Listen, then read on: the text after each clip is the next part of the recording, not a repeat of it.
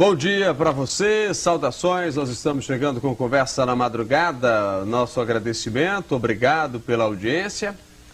Nós estamos chegando, falando aí para todo o estado de Pernambuco, agradecendo a imensa audiência que você nos dá, obrigado pelo carinho, escreva para a gente. O nosso e-mail é o conversanamadrugada@tvjornal.com.br. Então, através desse e-mail você pode enviar a sua sugestão, fazer a sua crítica, fazer a sua observação, e a gente, dentro do possível, vai atendendo você. Estou recebendo aqui o Luiz Cláudio, que é um estudioso bíblico, um homem que estuda a Bíblia de ponta cabeça, que revira e que discorda de algumas coisas que estão escritas na Bíblia. É caso as traduções, né, que foram feitas. Discorda mesmo ou não, Luiz? Com certeza. Para iniciar de momento, eu queria deixar bem claro o seguinte, que as escrituras que foram passadas para a área europeia, casos europeus, que desde a época quando foi feitas as traduções eram antissemitas, não queriam de maneira nenhuma revelar o nome verdadeiro do Criador e as palavras hebraicas sendo traduzidas para cada língua. Então houve uma interpolação, né, que do hebraico passou para o grego, do grego para o latim e do latim, caso chegando aqui para o português, né? Então isso realmente, de acordo com as escrituras, o que ela é escrita e que o Eterno se revelou ao seu povo, está totalmente incorreto, porque é um nome que tem que ser conhecido em todas as nações e como um único nome próprio, né? Como da outra vez que eu falei, né, que o tetagrama sagrado, que é composto de 4 letras, que se lê Yod He Vav He, que é YHWH, ele não dá o nome de Yahová, nem Jeová, nem Jeová com J, né, já que a letra J não existe nem no hebraico nem no grego. Você fala de Jesus, né?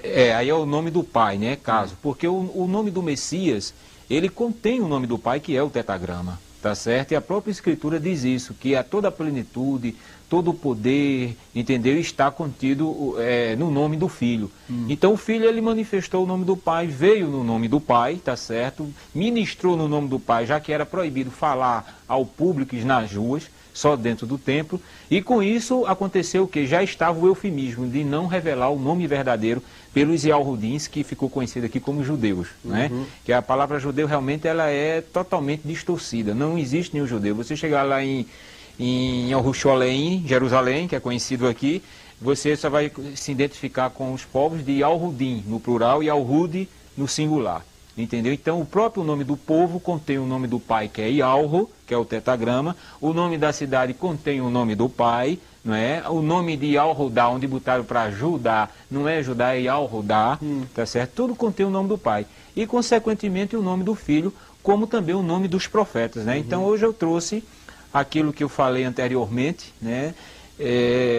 A minha segunda vinda aqui, que para provar, não é, ao público, que realmente o que eu estou falando, não só eu, mas outras pessoas que são conhecedoras do assunto semítico, né, de arqueologia, né, entendeu, do hebraico antigo, que é o arcaico, não esse hebraico moderno que fala de Hashem, Adonai, Yeshua, Yashua, Yeroshua, são tudo nomes eufêmicos, num total de 72 nomes, para não revelar o nome do pai, consequentemente o nome do filho também ficando oculto. Né? Ô Luiz, você chegou a ver esse filme de Mel Gibson, A Paixão de Cristo, ou não? Eu cheguei a ver alguns textos pela internet. Você não viu no cinema, não? Não, no cinema não tive a oportunidade de ir, já por alguns compromissos, né, algumas coisas que eu estava resolvendo. Mas eu pude notar Você viu que ele foi todo feito no aramaico, né? Ele foi feito no aramaico, ele passou 3 anos, né, estudando para poder exibir este filme ao público. É uma pena que ele fala algumas palavras corretas. E o nome do Messias, ele continua no eufemismo no aramaico, já que o nome do Messias não é aramaico. Ele falava hebraico. Messias que você fala é o nome de Jesus Cristo, que é conhecido hoje, né? Que é conhecido aqui no Brasil como Jesus Cristo. Mas como é o nome de Jesus Cristo? Yalrushua. Yalrushua. Rushua. Porque Yalro é o tetagrama, é o nome do pai, e Shua é o prefixo de salvação, que significa salvação. Certo. Então a tradução, já que nome próprio não se chama, a tradução é de bênção. Entendeu? De glória, que é Yalro salva. Então essa é a tradução. Você vê que o nome Jesus, não existe essa tradução, não existe o tetagrama sagrado, que é Yod He Vav He, né, que a gente lê YHWH, e não existe o prefixo chamado de Shua. E quando fala de Jeová? Não, Jeová já é uma interpolação. Ele contém o tetagrama, mas ele é somado às vogais de um título que veio da Babilônia, que foi interpolado no hebraico chamado Adonai, tá certo? Então as vogais de Adonai lançou-se no tetragrama, Yod, He, Vav, He, que são 4 consoantes, né? Que o arcaico ele só escrevia em consoantes, tá certo? Então ele lançou a palavra Yahová.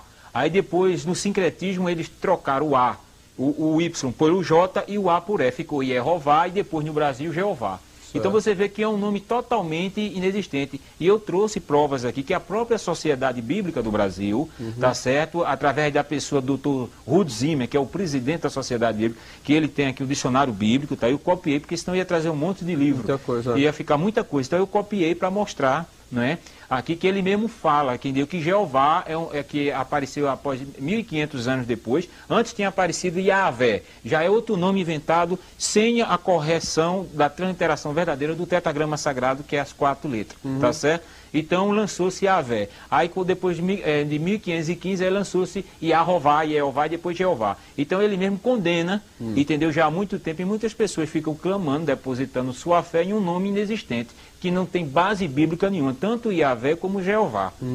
Javé ou Jeová, né? Entendeu? Certo. Então não tem base bíblica nenhuma. Então eu trouxe provas sobre isso. Agora, ô Luiz, então a Bíblia, o Velho Testamento, o Novo Testamento, dessa que a gente lê hoje, o que nós vemos hoje, tudo é distorcido, é? Não, veja bem, o ponto fundamental que a gente está falando, e todo remanescente, todo aquele que é conhecedor dos assuntos semíticos, né, arcaicos, hebraicos, mostra que realmente os tradutores, eles não foram corretamente de acordo com as escrituras originais. Eles adaptaram os nomes para as suas culturas. Já que, como eu tenho falado anteriormente, que nomes próprios não são adaptados. O nome brasileiro, quando chegar nos Estados Unidos, continua sendo brasileiro. E o nome do inglês que vem dos Estados Unidos para cá, continua sendo inglês. Então a gente não pode de maneira nenhuma mudar. E isso foi feito no nome do Pai e no nome do Messias. E olha que na maioria das Bíblias, que usam o termo Senhor e Deus, não é nome. Quando diz, no nome do Senhor, onde é que está o nome? Se eu digo, no nome de Aldo Vilela, então eu estou dizendo a personalidade e a identidade de quem nome eu estou falando. Mas quando eu digo no nome do Senhor, eles substituíram o tetragrama sagrado, que é o nome do Pai, e interpolaram a palavra Senhor, que é blasfêmico tanto no hebraico como no grego, né? Senhor é Baal no hebraico e Kyrios no grego, que foi dado como o título ao imperador Nero em Roma, o Quírios de Roma, o senhor de Roma, que eles adoravam o sol, o deus Hélio, e era referido-se a Quírios. Agora, Luiz, então, existe uma transformação na escrita? Existe uma adulteração muito grande, tanto na área espiritual, adulteração, né? Um paganismo, porque se uma escritura, eu vou dar um exemplo muito claro para que haja uma compreensão rápida. Se você faz um livro, e você editou um livro, você é o autor deste livro, eu pego esse livro, vou editar e vou botar eu como autor, eu adulterei totalmente, porque o autor é seu. Quem é o autor das Sagradas Escrituras? Já que o nome Bíblia é grego.